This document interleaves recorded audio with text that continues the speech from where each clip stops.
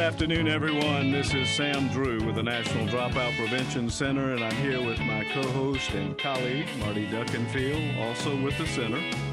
We welcome all of you to this monthly radio webcast brought to you by the National Dropout Prevention Center at Clemson University in partnership with Clemson Radio Productions and our partner, the generous support of Penn Foster. Well, Happy New Year, everyone. We're really pleased to be starting a new year. And, you know, Sam, this is our third year we're starting today. Hard to believe. Yeah, for Solutions to the Dropout Crisis. So it's, as always, it's good to be back with those of you who participated in our previous broadcast. But we really want to welcome our new listeners to the program today. And as always, we have an outstanding program planned for you today. So let's get started. First of all, I like to remind our listeners of the materials that are provided on the website for today's program. There is the slide presentation, which we suggest you get out and prepared now. It's, in fact, a PowerPoint, which will support today's discussion. So have that open and ready. And then we've been provided with numerous websites this month, and we'll be referring to many of them during the broadcast. There's one that has a video production also that shows the value of math and science background related to our topic today. So, Sam, with websites and all the levels that they go down deeper and deeper and deeper into, I've had fun exploring these. There's a lot of information here for our listeners to turn to at the close of the program. No, I agree. I, too, have had fun exploring those. In fact, I was looking at some of those resources last night, and they're just tremendous resources here, websites with a great deal of information that our guest today will cover and talk about. Well, as always, we invite you, our listeners, to be an active part of the program today. So we have two ways you can connect to us. Because this is a radio call-in show, we encourage you to call in your questions for our guest. Our toll-free number is 888-539-8859. And for those calling outside the U.S., the number is 864-656-4549. You may begin calling in now or any time during the program. We'll put you on hold for a few minutes, but we'll try and get to as many of your questions as we can during the broadcast. Now, we also accept email questions sent to our email address, which is ndpc@clemson.edu, and put the word solutions in the subject line if you can. We'll try to get to as many of those questions as well. So we are looking forward to those calls and questions today. Our topic this month, and I'm excited about it, is advanced technology education. But we really are going a little beyond that because it also includes the important component of partnerships, and in this case with local community colleges. Joining us today and here in the studio, often our guests are remote, is our longtime friend and colleague, Elaine Kraft, who serves as director of the National Science Foundation-supported South Carolina Advanced Technology Center of Excellence, or SCATE, as it's called, SCATE. Elaine is also a co-principal investigator for the South Carolina ATE National Resource Center for Expanding Excellence in Technical Education. And I might say also, Elaine is a member of the National Dropout Prevention Center Network Board. And Elaine, in all those capacities, we're so pleased to have you with us here today. Thank you. I'm delighted to be with you. I think most of us know the importance in this day of science, technology, and math education for jobs for the future. For the students in our schools today. And our nation is behind, frankly, in most of these areas. I saw a recent survey showing that we were 21st, I think, in the nation's polled around the world in math. So we've got a lot of catching up to do. And more surprising, perhaps, for people, and one of the ways that this program will focus is the relationship of the kinds of programs presented today that have to do with science, technology, and math to dropout prevention. the fact that many of these programs are embedded with the kinds of strategies that we know keep kids in school, as well as advance us and advance our students in these areas. So for those reasons, I'm really excited about the program today, and I think it's going to be an important one. So let's get started. And be sure to call us with your questions. Let me remind you again, Marty has given you these once, but let me give them to you one more time, that the number toll-free is 888-539-8859. If you happen to be calling from outside of the United States, I'm afraid it's not toll-free, but we'd love to have your call.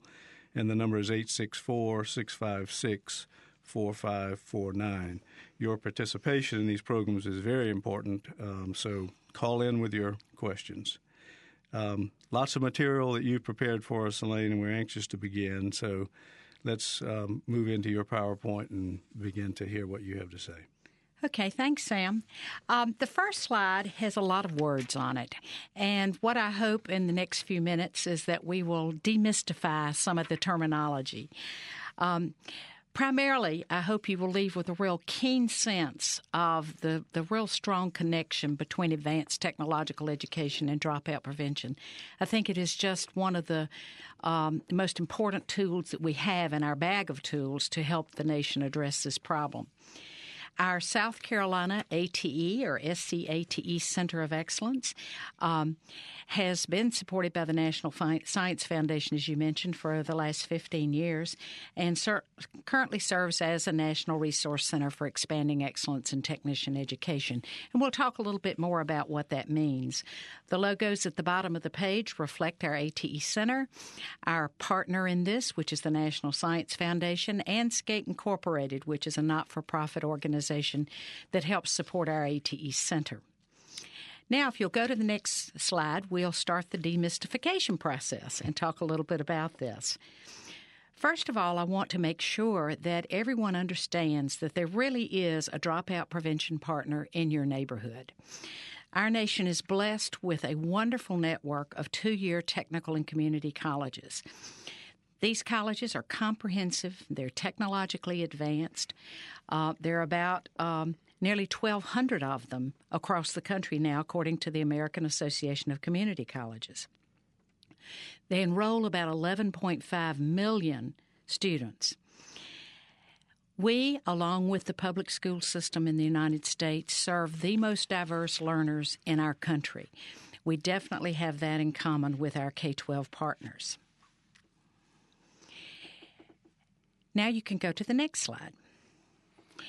Let me stop you for just a moment, Elaine, because I know that you're promoting partnerships between K-12, particularly high schools, and community colleges, and I know that ATE is a program based in community colleges. Are you promoting that only with respect to ATE, or are there ways in general that high schools should be partnering with community colleges? Oh, they definitely should be partnering in many ways, and we're actually just focusing on this one specific way.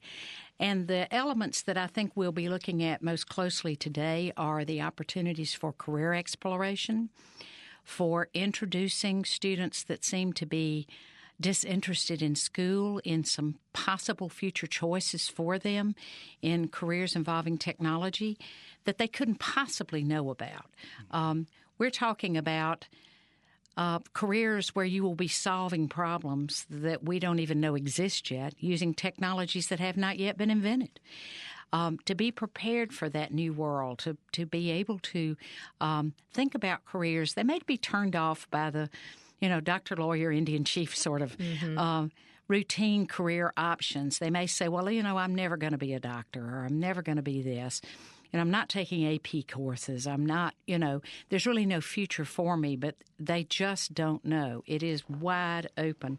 And the greatest growth sector of our economy in terms of jobs is for those students with more than high school and less than 4-year college educations who know technology and some of these new emerging technology applications.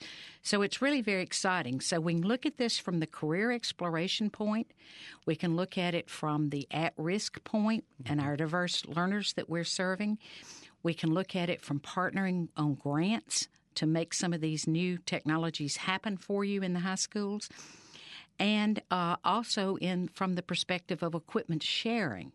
Because as we move into new technologies, our equipment is getting far more expensive, and there are health and safety concerns and so forth. So we now need to look at ways to be very resourceful in how we make this technology available to students. Yeah. And I just wanted to weigh on one thing. One of the things that excites me about partnerships with community colleges is this aspect of students in high schools and secondary being able to actually go on campus and take classes, because some of the work we did last year, going to North Carolina and visiting the middle colleges up there, where a lot of the high school students are going to school on a college campus or a community college campus, was extremely a compelling experience because of the way students responded to being in that environment. So what you're going to talk about today, I just wanted to put this out there in front for our K-12 listeners, is actually high school students actually participating on community college campuses. Absolutely. Or having the community college bring some of those things to the high schools. It works both ways. The National Science Foundation Advanced Technological Education, or ATE program, we'll refer to it as ATE throughout this broadcast, is unique at the National Science Foundation. For one reason, it is a partnership between two divisions at the National Science Foundation, one that focuses on pre-college, and the other one that focuses on undergraduate education. And because this program is co-managed out of those two different areas of NSF, the partnership expectation is very clear. They definitely want those pathways for students and those collaborations between the public schools and the two-year technical and community colleges. And this program in particular is designed to help these students find their way to these exciting technician jobs across a very broad spectrum of STEM careers. Oh, can I just weigh in on this? Because STEM is something we're starting to see all over the place. But for some of our listeners who may not know what STEM is, could you elaborate on that, Elaine? Absolutely. STEM stands for science, technology, engineering, and mathematics. The ATE program encourages these partnerships. It makes professional development, curriculum development, program improvement, any number of things, some research and other things in the area of technician education possible. And one of its defining principles is that these materials must be shared. So the good news, especially in this economy, is that most of what I'm telling you about today is absolutely free for the asking.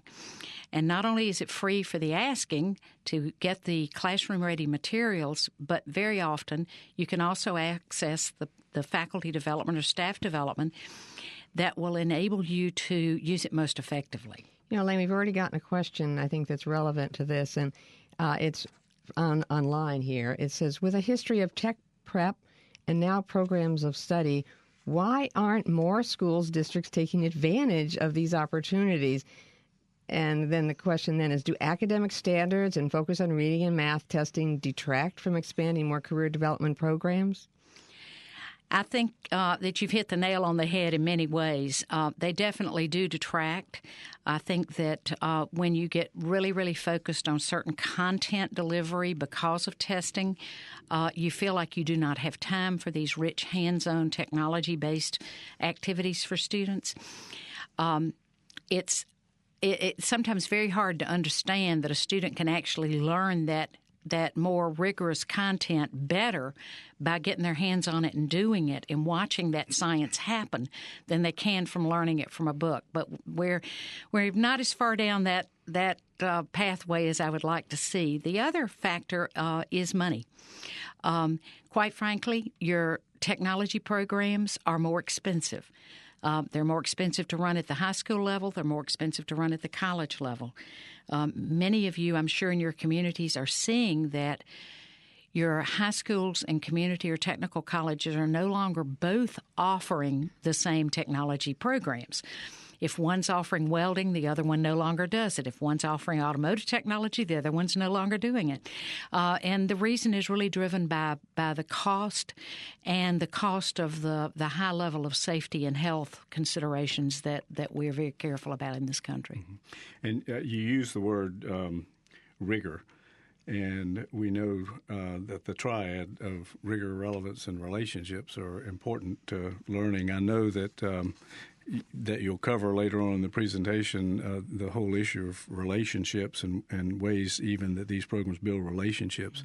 But I think it's this effort toward relevance that is really important also. We were talking earlier that many people talk about relevance, but not sure if they've really seen it in action, really know what it means or how you really implement it in the classroom. And this is one of the best examples I've seen, really, of real relevance. Didn't mean to steal your thunder and no answer needed, but I know you'll cover that as you move through this. Yeah, you're absolutely right about that. I think people give a lot of lip service to making learning relevant, but they're not really sure how to do that in the classroom. And some of the work in the ATE program is just dead on. It is so exciting. Everything from biotech programs where high school students are actually working with DNA. There's a wonderful program out in the San Diego area called the Betsy Project, where they have taken this DNA biotechnology experiments into the area high schools, and the students are doing great with it. And what it does is it encourages them to want to learn the serious and rigorous science and math that's behind this technology when they see what it can do. It can be very exciting. If you'll go to the next slide, we'll talk a little bit about our natural partnership in serving at-risk students. We really are facing the same challenges. In the college arena, we refer to it as student retention, the degree to which we can retain these students in school long enough for them to complete programs of study. In the pre-college arena, it's referred to as dropout prevention. But we're really talking about the same thing. It's keeping our young people engaged in learning long enough to achieve academic objectives and learn skills that will make them employable. We have the most diverse learners in the United States, both in the public school systems and in the two-year technical and community colleges. These students come to us, what I refer to as encumbered. They may have children at a young age. They may have small families. They may be single-parent households. They may be working while they're going to school. And they may not have much money. And these are all factors that really kind of work against them excelling and moving forward in the academic arena.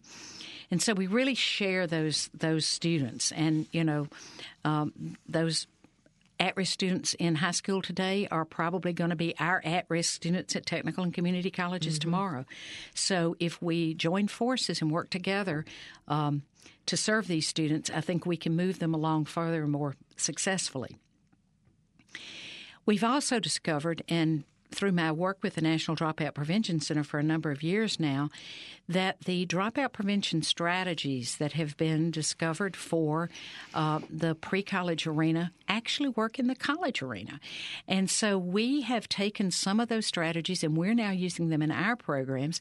And likewise, we've come upon some strategies that we really would like to share with the pre-college arena, and so that we can all take advantage of everything that any of us have learned about how we can keep these students engaged and in school and learning and being successful. So let's move to the next slide. I titled it the National Dropout Prevention Center's 15 Effective Strategies because I really think this is all about focusing on best practices, and that's what those 15 strategies have done. They have sifted through all of that volume of information that's out there and really put it down very succinctly into 15 key strategies, and most of those are addressed by advanced technological education. We can many strategies like the dual credit, the articulated credit. Marty mentioned to you the early college environments. Some of those are, of course, very formalized, structured programs, but you can do something that's not quite as structured as that, not as formal, maybe not involve as many people, but it's important to get started doing something with connecting these students with something that's in the future before they decide they have no future, and therefore they don't belong in school. And so I think it's very important that we explore all the options we have for engaging these students in the more exciting technology applications, new emerging trends that are available at your community and technical colleges. What are some of these dual credit courses that high school students might be eligible to take? What are some stories you can share with us about that? There are some, of course, some computer science courses going on in the high schools. One of the things that the ATE program has done over a long period of time, starting, maybe 10 years ago, was they were really the driver behind getting a lot of the Cisco academies in high schools to prepare these students with the certifications necessary to work in the information technology or IT arena. As I mentioned earlier, we now have some biotech strategies being introduced in the high school level that may encourage students to really get excited about science where dissecting a frog might not. You know, if you can find something that they think is really cool.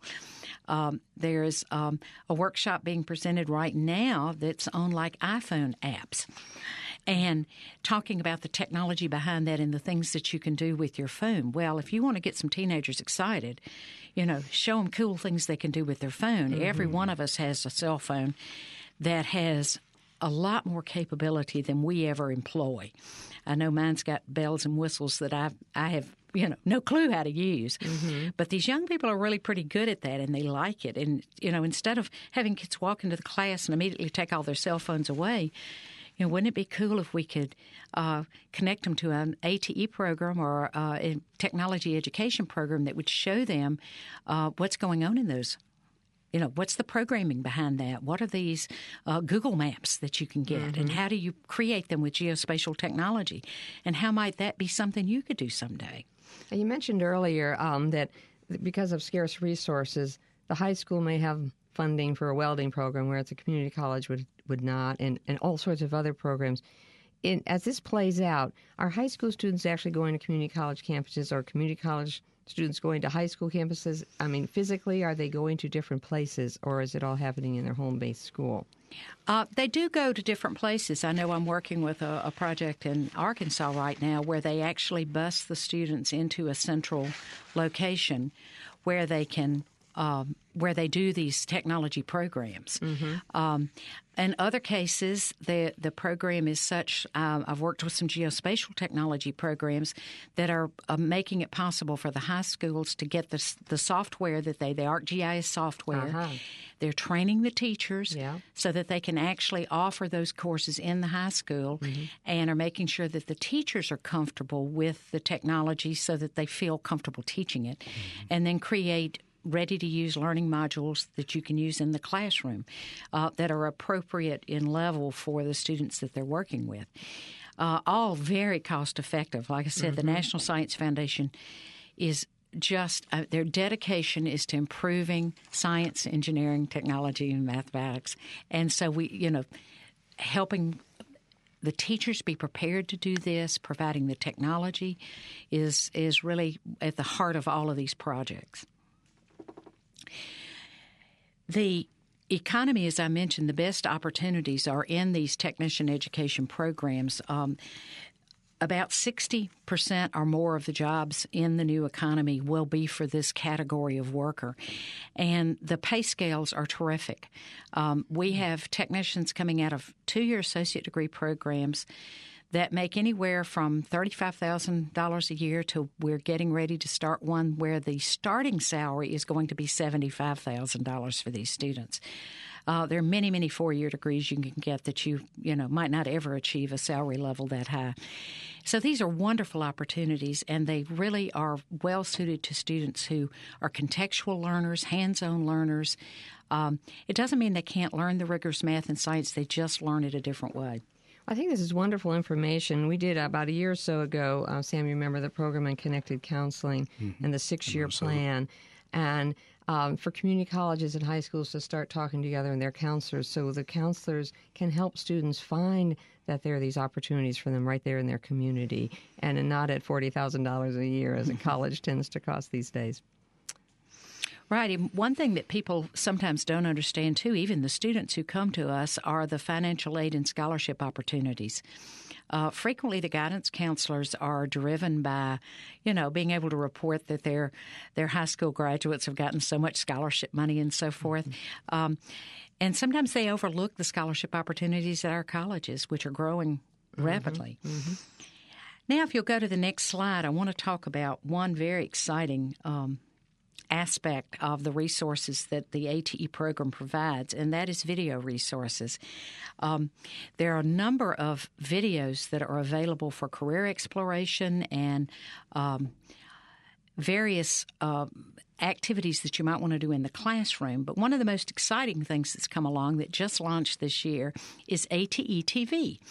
It is a web-based TV network, and every week they air a new segment that has 3 episodes in it where they interview students in technician education programs. They may be graduates of technician education programs. They may be the teachers who are teaching those programs. But they're just short little vignettes that really show you what a day in the life of these students is. Well, what do the labs look like? What is it that they're engaged in doing? What kind of jobs are they getting? What kind of internships are they getting? In fields that I'm sure many of our high school students have no clue exist. We're talking nanotechnology, geospatial technology, biotechnology, enology and viticulture, which is growing grapes and making wine. That's a very technical field today. There's space, aerospace technology. There's engineering technology, information technology. Convergence technologies, which is where you've got your telephones and your cameras and all of those different technologies blended in one device. Every single one of those fields requires technicians, and technicians are what keep our country running. They help select, install, maintain all the equipment that makes and produces everything from energy to our consumer goods and all of the technology that drives it. I just want to mention on the website, this is a tremendous resource, and we did include the video from your school, Florence Darlington Tech, which is part of this ATE TV. So, and you guidance counselors out there, this is a great resource for you to show. You may say the students have never heard of these. I've never heard of these jobs either. Have you? Woo! No, but I'm taking note of them. Yeah. And the nice thing about ATE TV is this network is very interactive. They've got a student blog, and the students write in and they talk about their experiences, what it's like to be in the programs, what they're like. Oh, that's great. You can download all of the videos. You can use them individually. You can use them in a group. It's all free. There's a terrific young, hip group that has developed this with National Science Foundation funding. The production leader in all of this is a good friend of mine named Anthony Manupelli, who actually does a lot of video work for Nova, and I'm sure many of you are familiar with that. It's extremely high quality, good stuff. And so I would encourage you to take advantage of ATE TV. Tune in, look at the videos, download what you want to use, contact them, get your students involved in blogging with other students around the nation. The engineering technology students at my college are going to be doing the blog as one of their communication class assignments in the coming semester. So we're excited about that. And it's all free, right, Elaine? That's right. It's absolutely all free. It's amazing. Woo. Yeah, the price is absolutely right. If you'll go to the next slide now, I'd like to talk a little bit about some of the other ways that you can connect academically with these programs.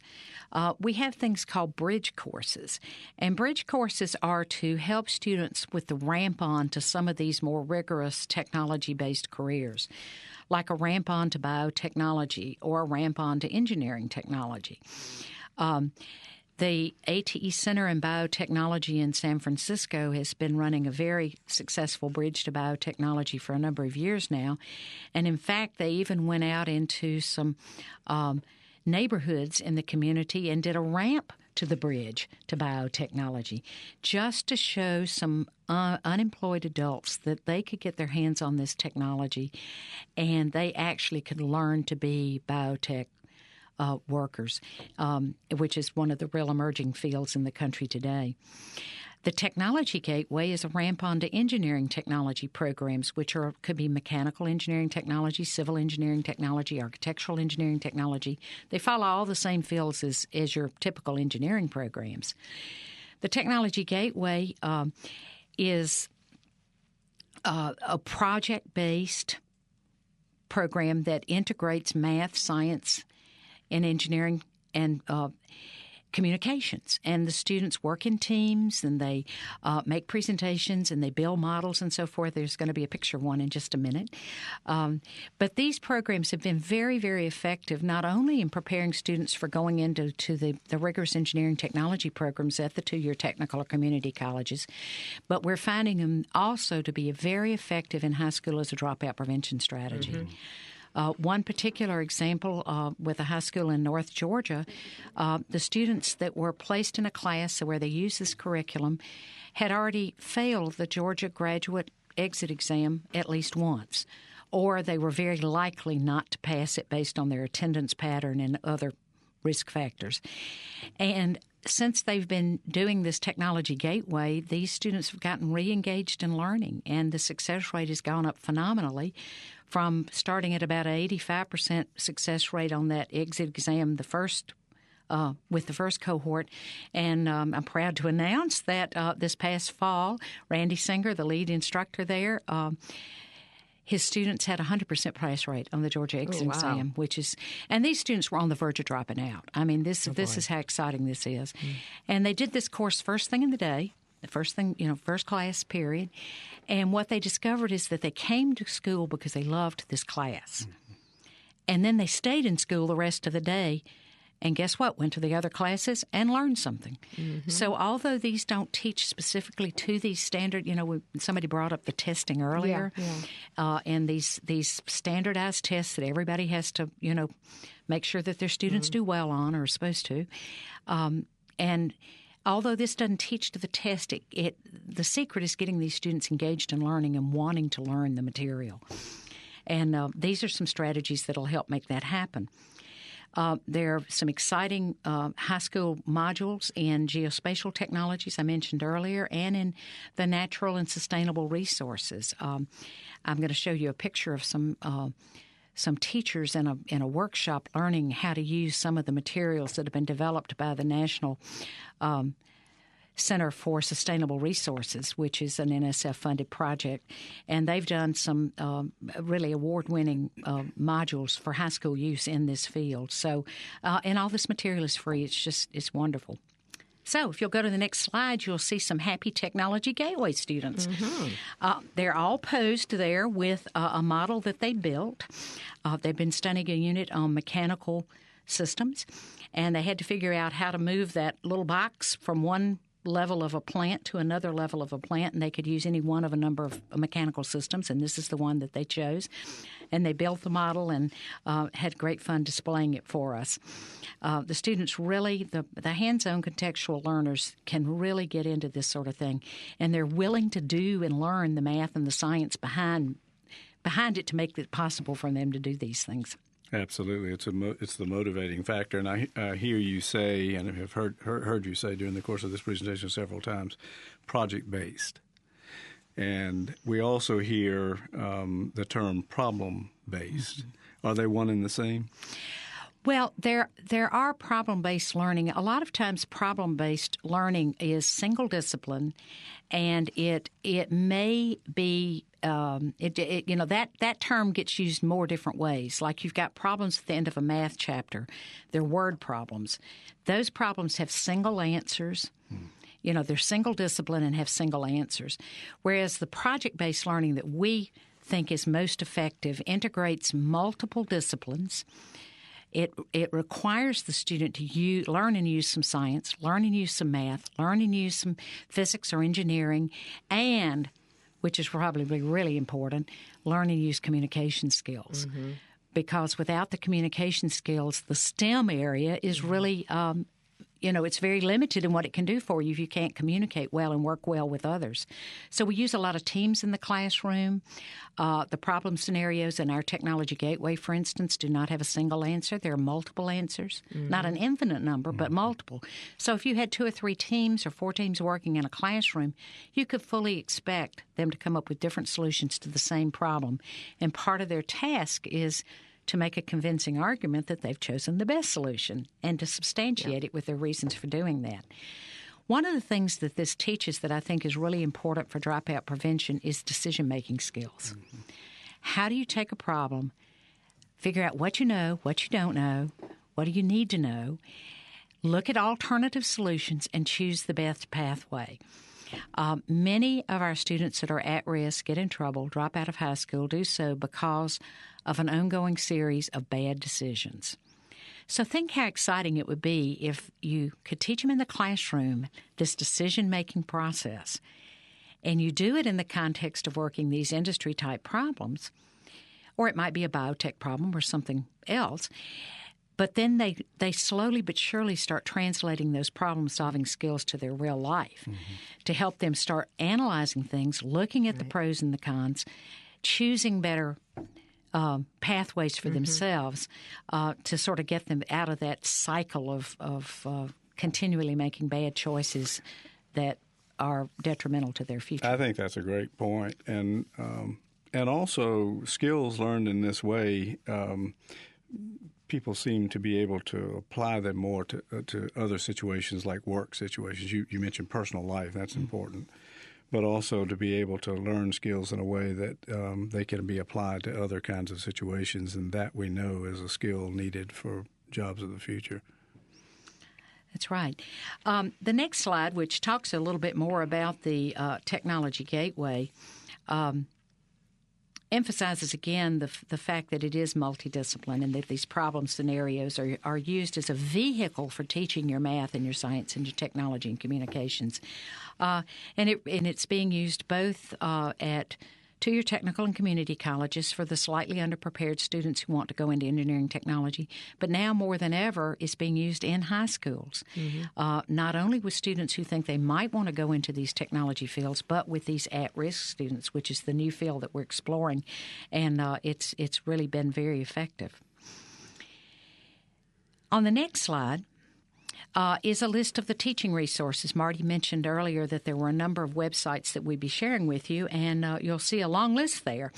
The one at the top of the list is ATE Central, Advanced Technological Education Central, and it is just what the name says. It is the one place you can go to get to everything else, whether it is a clearinghouse of classroom materials or professional development or other resources, or even just to find the ATE centers. This is a great way to do it. The next 2 or 3 are more discipline-specific in some ways. The Networks website bubbled up out of a technician education program in semiconductors and microelectronics. It now is a little broader than that, but they also have a very rigorous and excellent series of webinars that are archived on that site that may be of interest to you. NCME is the National Center for Manufacturing Engineering, and that website, as you might guess, has got learning modules that are focused on manufacturing and engineering technology.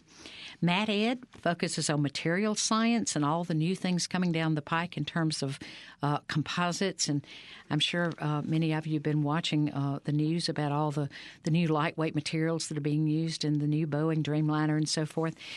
These new composite materials have to be joined together in different new ways. They have different properties. It's very exciting, and there are some excellent resources at that website. The NCSR, which is the National Center for Sustainable Resources I mentioned to you, excellent natural resource, wildlife, biology-type, environmental-type resources at that site, mostly done for the high school audience. IGET is another project in geospatial technology that combines the Geographic Information Systems, or GIS, which is the mapping sort of thing, with remote sensing, like getting data from the satellites going around the United States.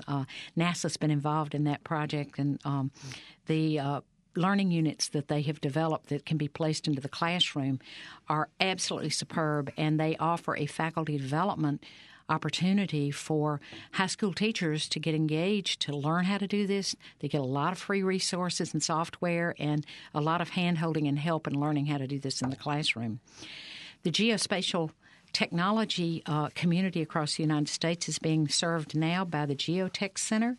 That's a relatively new ATE center based in Texas that is going to be an umbrella for all the geospatial technologies, which is one of the highest growth rate job opportunity areas in the United States right now that deals in mapping and matching up data for all various purposes, everything from homeland security, first responders, just lots and lots of areas studying droughts around the world. I mean, they're just amazing things that you can do with geospatial technology. Well, one of the things I noticed when I was exploring these websites was this request for people to register. And so I wanted you to clarify that for our listeners so they know that what part of the process and why that is being asked of them. Because you did say these are free resources, so that sort of confused me. Marty, thank you so much for reminding me to mention that. Some people are a little concerned when they go to a website and they are asked to register, or they're asked to create a username and an ID or something to access the resources, even if they're free. What I can tell you about these resources, and they all have this in common, is that they're asking you to register for only two possible reasons. One, which is probably the most compelling reason, is that all these materials and all this work has been done with support funding from the National Science Foundation. The National Science Foundation wants to hear from us whether anybody is using this material, whether it's useful to them, is it improving teaching and learning in the classroom, that sort of thing. Well, the first step in that is to find out who is actually accessing it. Are the high school teachers accessing it? Is it college teachers? Is it a combination? Who is accessing the material? So it really is to help us with our reports to the National Science Foundation about who's visited the site. The second reason might be to provide you with more assistance. But they will never sell your names. You will never be inundated with advertising and that sort of thing as a result of signing up at any of these particular sites. I can guarantee you that. That's not why you need to register, but it really is an accountability sort of thing for us, the ones that have received the funding to create the resource for you, right, and to possibly follow up with you to provide you with some of this assistance that I mentioned is helpful. Well, it's a small thing to do to get a wealth of resources, so we recommend it. Okay, so if you'll go to the next slide, we'll talk about how do you actually connect the ATE program. One way is to go to atecenters.org. This lists all of the ATE centers across the country. You'll see a little information about what each one of them does, what fields of study they work in, where they're located, that sort of thing. Now, if you'll go to the next slide, you'll see a map, and this map actually shows you where the currently funded ATE centers are located. Now, for those of you who may be in a state that you don't see a little star, a little mark saying that you've got an ATE center, do not fret. Every state in the Union, including Hawaii and Alaska, have gotten funding from the National Science Foundation ATE program. Every state has got at least ATE project or projects ongoing. So there is somebody in your state that has done or is doing ATE work. So you can connect to the ATE program no matter where you are. And if you happen to be where there's an ATE center, you've got an even closer, bigger resource perhaps. On the next slide. Let me ask a quick question sure. Before you move on to the next slide. And I'm thinking back to project-based, and you gave a great description, I think, of how project-based contains but is different from problem-based, or the different definitions of problem-based. But I can anticipate a teacher listening in today who might have a very positive reaction to this and say, I'd love to do this in my classroom, and I do some of this in my classroom, but to build a completely project-based component really takes a lot of time, and I'm willing to put that time in, but I also don't want to reinvent the wheel. Are there project-based experiences already developed, units, modules, and do the ATE centers have help for teachers for building these models? Yes, Sam, they do. Some of the ATE centers have educational materials that will appear.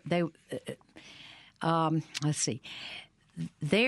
What they offer is content in new emerging technologies.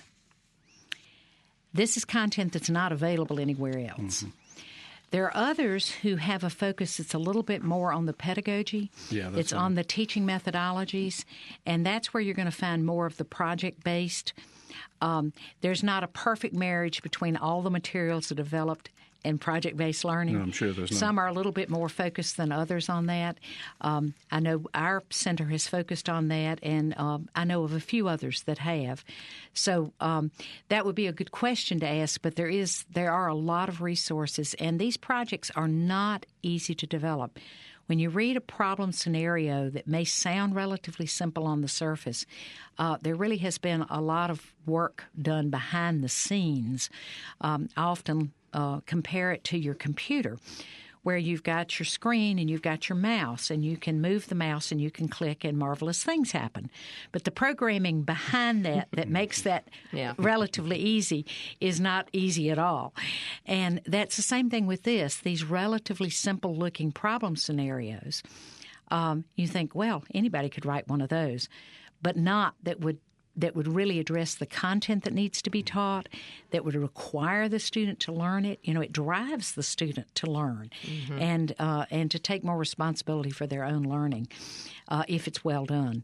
So it's a little bit deceptive, and it's growing across the United States. I know the Project Lead the Way pre-engineering effort uses a lot of the project-based learning, and it's a very, very strong teaching methodology. If you look at the next slide, you'll see one more web address. I've given you just lots and lots of them today. And this one is for professional development, www.teachingtechnicians.org. It is for those who teach technicians of all kinds, but it's also for those STEM educators. If you teach science, engineering, mathematics, or technology, and even communications that lead into those kinds of programs, or could lead into those kinds of programs, then there's probably something for you on this site. If you'll go to the next slide, you'll just see the logo for Teaching Technicians. And I found this a great website, by the way. Yeah. And this is one point I wanted to make about this is we are geared toward high school and community college here, but I saw some real trickle-down effect for all K-12, maybe even particularly middle school. Absolutely, and if you'll click to the next slide, what you'll see is and I'm going to show you a couple of slides of the site itself, but it is a searchable website, and it is represents a new approach to connecting the providers of faculty or staff, teacher development, with those who are seeking this kind of assistance. This site is the site that's provided through the AT program at NSF for letting people across the nation know of all of the funded professional development going on across the country. Almost every single thing posted on this site is grant subsidized, which means that the really heavy cost of making this professional development available has been covered by the grant. Most of these the materials are free. Some of them have travel stipends.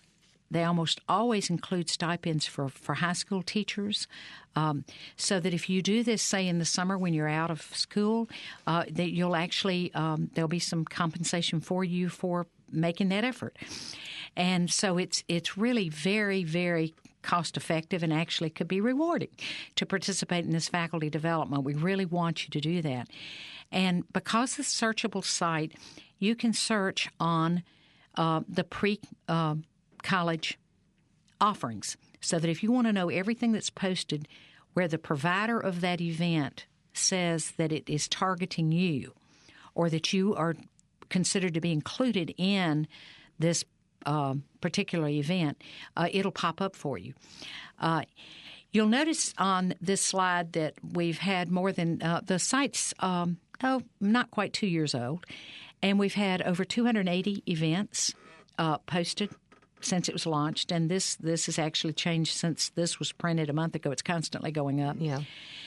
We've had more than 10,000 educators who have used the site, and more than 430 have registered. And this goes back to the point that Marty made earlier about what does it mean to register.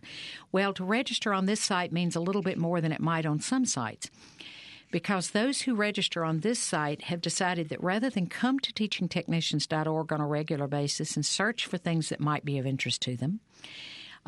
You can search on location too, by the way.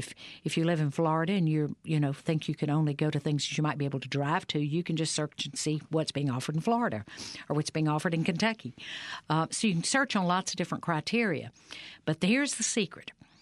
If you register, you'll have a list of things that you could check that are your search criteria. One might be location. One might be your teaching area, like or the age group of students that you serve. One might be on a discipline or on teaching methodologies, but you just check whatever you're interested in. And from the point that you've registered and done that, you don't have to come to the site and search ever again. If somebody in the nation offers something that's of interest to you and meets your search criteria, then you're going to get a little quick email that says an event of interest to you has just been posted. And then you'll have the opportunity to get more, click on it and get more information, or you can delete it and move on if you're not interested at the time. But this really, a lot of people, and the growing number, have decided that this is really the most efficient way to use this site is to register so that they get notifications. Right. Good idea. The next two slides are just to give you a little quick look-see at what the site looks like. The first one is just the home page for teachingtechnicians.org, and the second slide is the page where you register, and you'll notice that it does provide you a list of benefits for registering at the site. And as with the other projects that request you to register, we also use this information for evaluation purposes.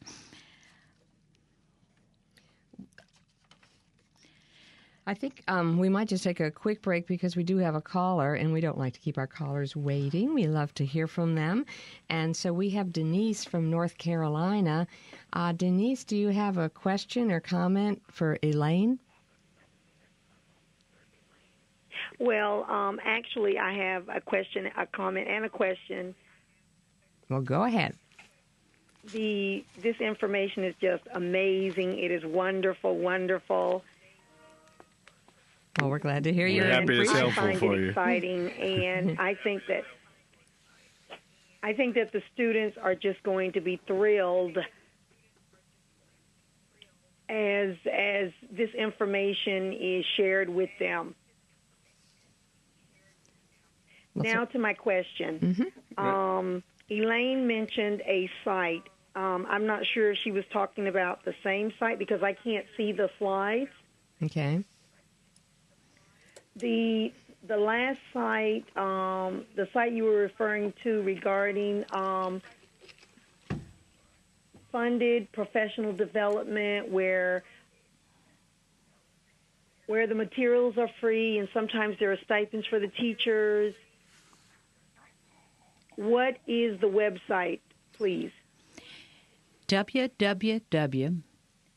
Teaching Technicians, written as one word, TeachingTechnicians.org. www.teachingtechnicians.org. Okay, I already had that website, but I wasn't. Well, it's such a good one. I wasn't certain that you were still talking about the same website. That's it. Okay, well, thank you very much. Well, Thank you, Denise. Thanks for calling, Denise. We appreciate your participation. You're welcome. Bye-bye. Bye-bye. Okay, in the next slide, I indicate that we're going to talk about other opportunities to connect with ATE. Just as a quick recap, we've talked about video resources, about the web-based TV network, ATE TV. We've talked about the shared challenge that we have with at-risk students. We've talked about the partnerships, maybe the shared equipment, the shared courses, the dual credit, the articulated credit, where the students actually take something in high school for which they get credit when they go to the college, which cuts down on the amount of work they have to do there to finish their associate degrees. Now I'd like to talk about camps and field trips and projects. For those of you who may be involved with middle school students, the camps are probably the area where there is the most ATE activity that would be of interest to you. There are any number of camps around the country that focus on everything from females to underserved populations, minorities. Some of them focus on Native American communities. Some of them, just all Hispanic students. The camps are frequently, targeting specific populations, or they may be targeting specific technologies, like summer robotics camps. There may be, wildlife, ecology kinds of camps, natural resources. There may be energy, looking at alternative energy camps. There's some very exciting things like in wind energy, and a cute little website that deals and teaches middle school students all about wind energy. It's really called Wind Kid. It's really a cute site. This is something that I was very excited about seeing because of the whole idea of how we get our young people excited about science, when sometimes, just because of the pressures of the day, they don't always have these hands-on opportunities to learn science in an exciting way. And these summer camps kind of show them, and this is really, like I was talking about earlier, digging down in the K-12 continuum, getting students at an earlier age on the pathway where science is something that really excites them, and then they start going into this other direction we've been talking about. Right. There are a lot of robotics summer camps, working with Lego robotics and other kinds of robotics. And we're seeing robotics lots of places. Yeah. So those kinds of opportunities you're likely to find at your technical and community colleges. So be sure to check on that. The other thing is that you really can take your students to visit the two-year technical and community colleges. Mm-hmm. You are always welcome. The technology programs love to have you come and visit.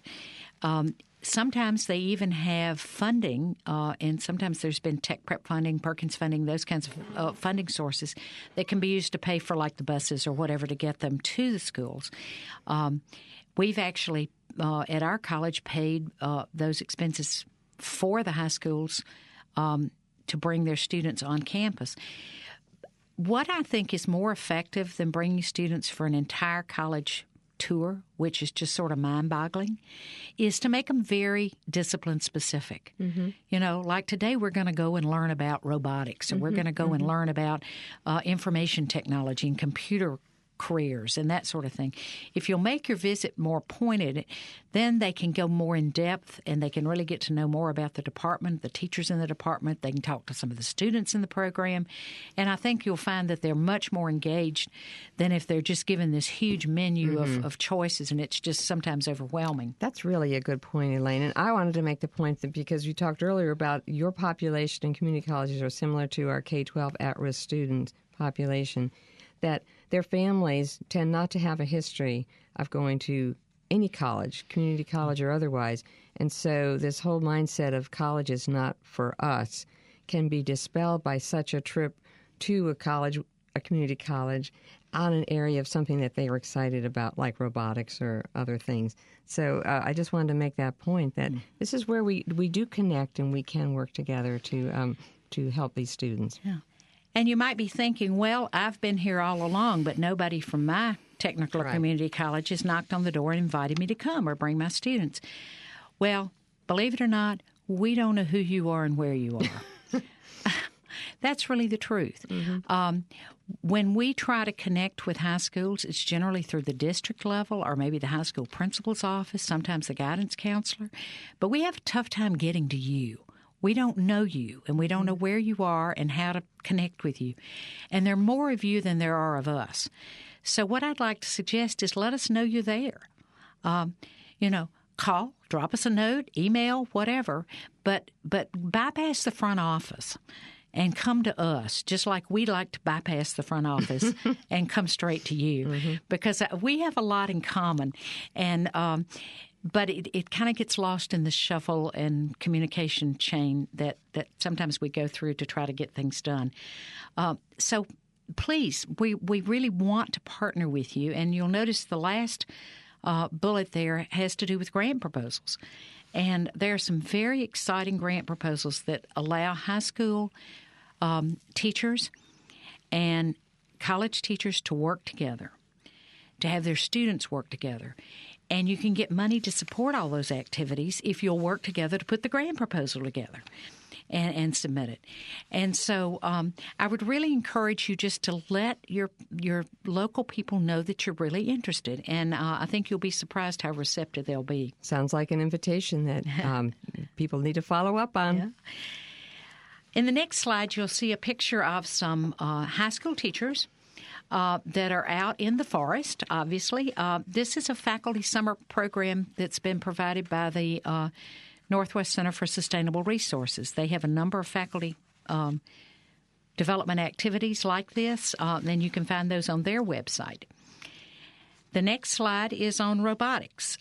Just a quick reminder that there's a lot of activity in robotics going on.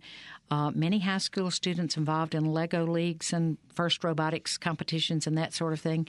There are robotics camps going on and increasing number of robotics programs at the two-year technical and community college. And they just have a wow factor that kids love. And so I would really encourage your students and you to get engaged in robotics and learn more about it.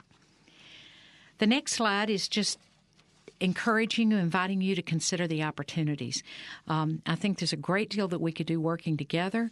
We'd like to know who you are so that we can address this dropout prevention / retention challenge together, so that we can get these students on the right pathway, show them these bright futures, and how they can really enjoy learning. And I think that's part of it, is just making sure that they get their hands on some technology and some cool stuff, and that stimulates them to want to learn the underlying rigorous math, science, engineering, and technology, and, of course, the requisite communications. If you still, we've provided just a lot of information today, and there's in the slides and on the website and so forth. If you really want to do something and you're still a little baffled with all this information, let us help you. The last slide is all of my contact information. Our South Carolina ATE Center would be delighted to help you find somebody in your community, certainly to provide anything we personally have that might be able to help you, and to help you learn to navigate and take advantage of teachingtechnicians.org. So that you, too, can become a part of the ATE family. It's a great place to be. Well, actually, you helped me a little, Elaine, with that summary, because all I can say is, lots of information, lots of wonderful information. I think our caller actually hit the nail on the head and said, this is so exciting, and I was really happy to hear that reaction, and I hope everybody in the audience has the same reaction. But it's obvious to me that we've learned a lot in this hour, but you can only pack so much into an hour. So I hope our listeners take advantage of what you've just offered, and do contact the centers in their area to get more information. This is just a really exciting approach. It's embedded with so many strategies that we know keep students in school as one component of this. Relevance, rigor, it's empowering.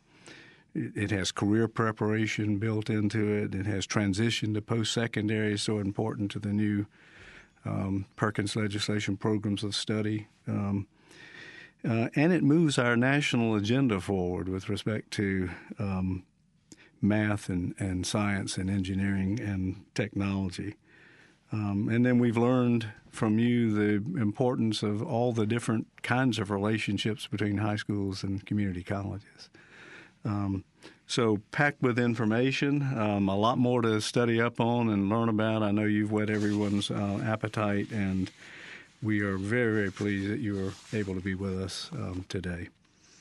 Well, it's been an absolute pleasure to be here, and I'm really looking forward to working with all of you out there who are trying to conquer this dropout problem that is facing our nation. It's imperative that we do so, and we can do a lot more to working together than either of us can do by ourselves. So I look forward to hearing from you. Thank you very much. Yeah, I want to add my thanks, too. I mean, as always, I always learn so much on this, but to me, it's all these different layers that I didn't realize were underneath advanced technology education that relate to so much that's in dropout prevention. So thank you so much, and thank you for sharing all these resources with our listeners. I love that excitement that we heard from Denise.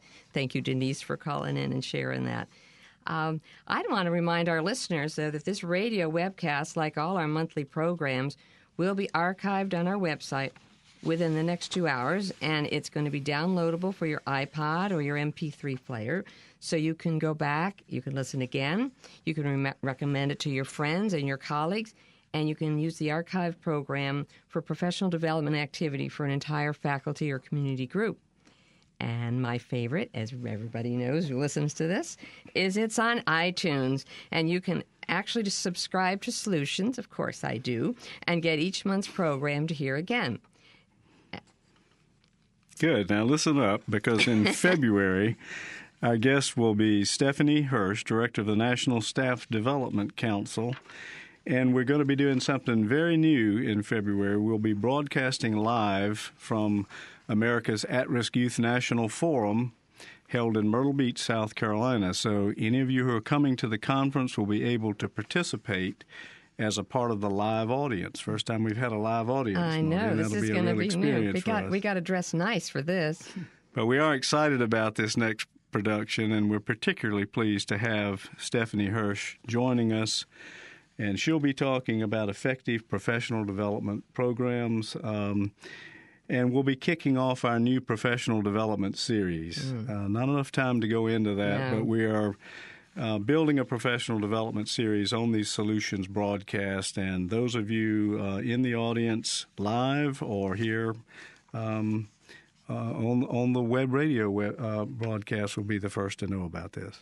Yes, when you do, if you aren't coming to the forum, which we're sorry to hear that you may not be coming, but if you are not coming, you will still be able to hear us through this usual mechanism of the website. So please tune in next month. It's Tuesday, February 16th at 3:30 p.m. Thanks to all of you for listening today and participating. And remember, we know why students are dropping out of school, and with research-based solutions, we can assure that all of our students graduate. Join us next time for more Solutions to the Dropout Crisis.